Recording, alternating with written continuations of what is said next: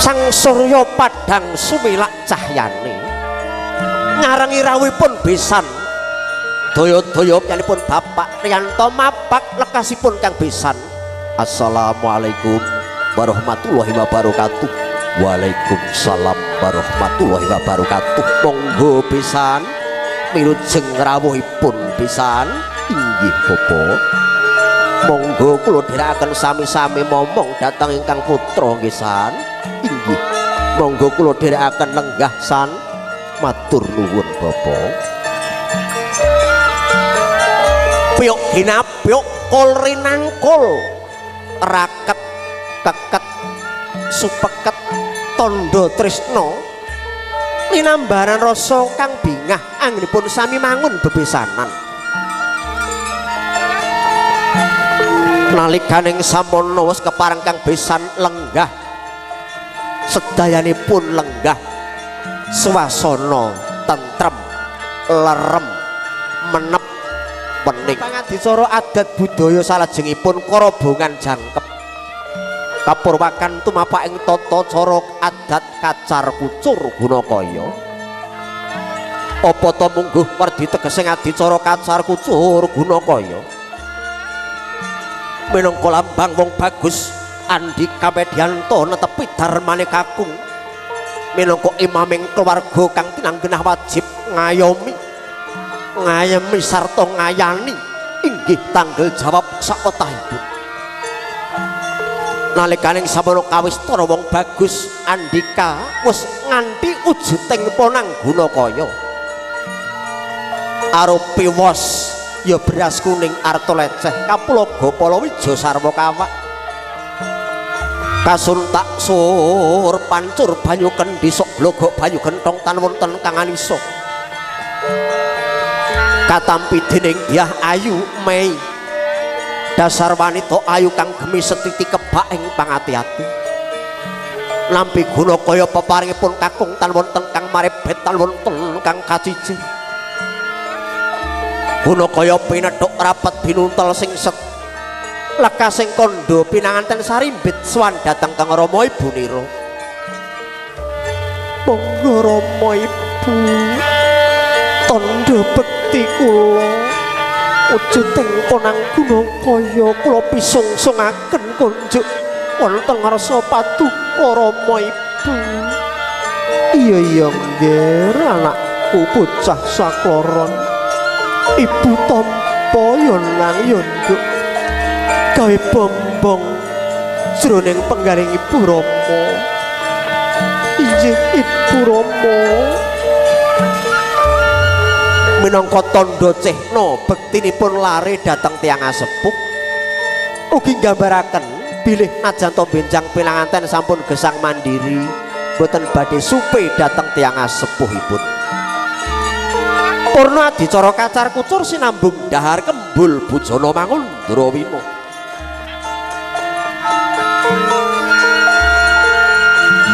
Arep pepeh laku dodok anuraga kebak ing susila abdi dalem kang piniji ngaturaken wujuting ponang bogo jenar kang cinundukan lawan sewu rasa bogo arane sekul jenar warna kuning warna jenar minangka lambange kajayan muga pinanganten tansah jaya saklaminyo ing alam bebrayan bogo lambanging rejeki muga pinanganten tansah kinembong murah pangan murah sandang lawan sewu rasa nggambaraken gesangipun titah badhe merangguli lampan kang maneka warna rasa susah bungah badhe linampan kanthi sabar narima teteken agami kang rinasuk dening kekalihipun. Kene tak dulang wong ayu monggo sinuwun kula ladosi dahar sinuwun dulang dedulangan mat sinamatan daya dinayan ngagengaken raos karukunan rasa rukun minangka pusaka kang ampuh kinarya anggayuh jatining kamulyan ing bebrayan. Sok sapa sing rukun bakal tentrem santosa gesangipun.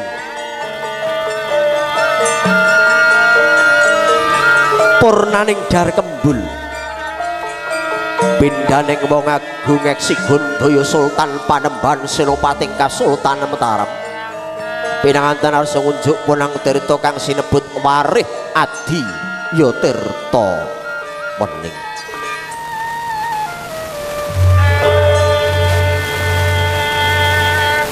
punang tirta kang kapendhet saking bumi pertiwi mlungun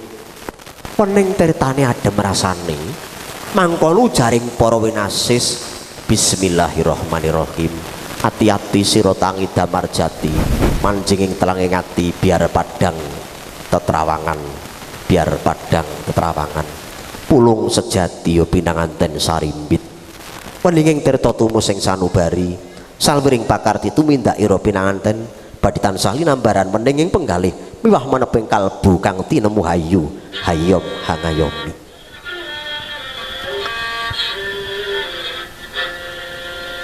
seger sumyah rumasuk rumeseping kalbu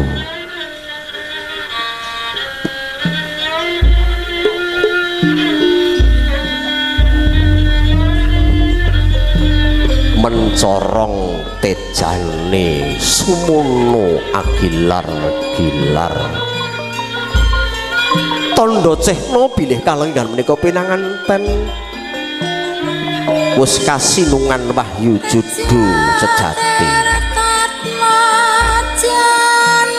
Bapak Ibu tumuli kalenggan menika kadherekaken tumapang adicara sungkem pangabekten keparang pinanganten Puspri ngabekti dhateng pinanganten kakung langkung rumiyin duh sinuwun tuh guyekti paduka priya kang pantes kula suwitani sungkeming pangabekti kula mawantu sinuwun iya wong ayu tak tampa nggon ngabekti ora liwat ujo pangestunipun kakang wong ayu duh sinuwun gurawalan anggen kula mundi sakmetahipun kula ngiyom ngayup suwita dhateng paduka sinuwun iya kene ayo tak kanthi jumeneng yayi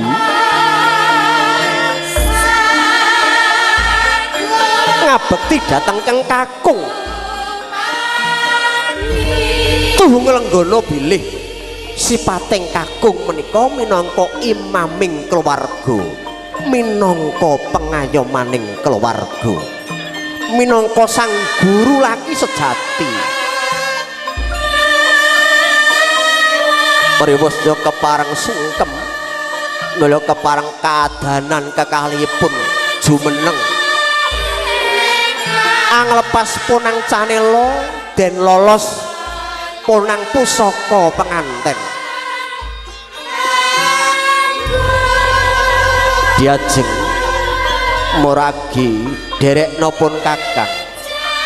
ayo sowan ana ngarsane Kang Rama Ibu wong ayu monggo kula priyaken sinuwun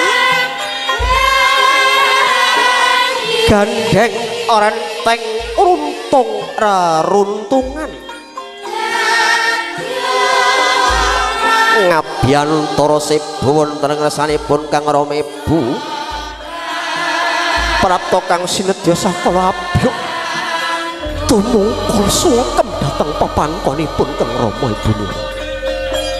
nampi sungkemipun Kang Putra Baya karonta-ronta enggal emodok rikala ingkang putra masih jaban bayi kagendhong kagolo-golo kinudang-kudang lamun nangis kalelo-lelo gegadhangan ing galih muga Kang Putra saged dadi kang anak anung aning gita bisa mikul dhuwur mendem jero gawe arum asmane wong tuwa dupi wis akhiring dewasa wis nyambut silane ngakrami nyuwun pangestu wonten ngersanipun mula den gapyuk karangkul den kekep ing lus-lus pamedangane kaiwir-iwir maning kebak ing rasa welas nyang lumunturing pangestu bayu milih datan kendhat pindho ilining tirta narmada muga kang putra anggenipun bebaran sageta langgeng lestari sageta jumbuh kang ginayuh sembodo kang silya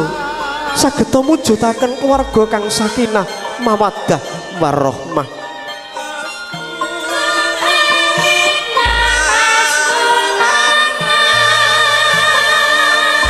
dan kekep dan pok-pok pundake gak irik-irik maning kebak ing rasa welas kang asih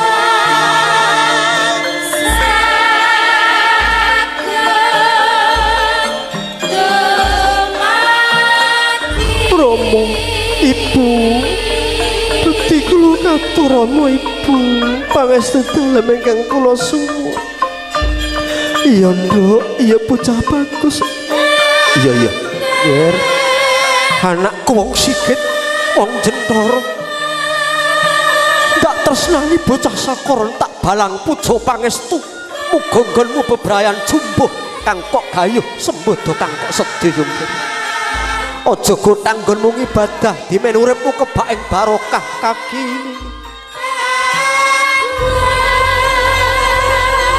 pelinging wong tuwa luwih marang sira Andika sira iku sipating kakung kudu tegen tatak tangguh tanggon iso dadi pengayoman mangkono sawetawis paripurna adicara